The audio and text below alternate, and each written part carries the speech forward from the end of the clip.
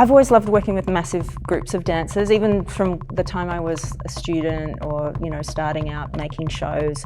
I would always want everyone in, everyone from my class, it's all hands on deck. So I've always been drawn to the choreographic possibilities of lots and lots of dancers on stage.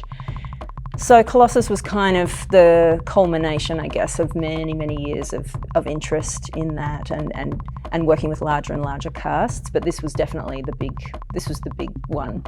And I was just feeling adventurous. I was just feeling, I just wanted to work on a big idea, and I was feeling kind of ambitious. And so I started saying that I wanted to make this show for 50 dancers. I didn't really know how I was going to do that, or who was going to do it, or how it was going to work logistically, but I knew at some point it was going to happen. And then I got a small commission from the Arts Centre in Melbourne, which is our major performance venue. And I thought, okay, this is the one. I'm going to do this idea.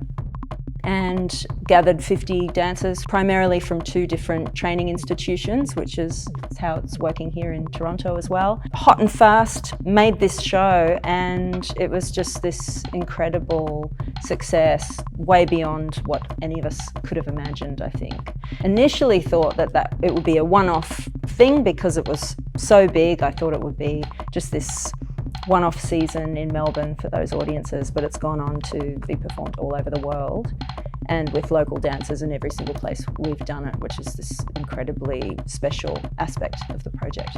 I have to admit that was not my idea. I'm not that smart or strategic. So initially it was other festivals in Australia, Sydney and Perth, and they were the ones who proposed doing it with their dancers. And to be honest, initially I kind of thought, no, we can't do that.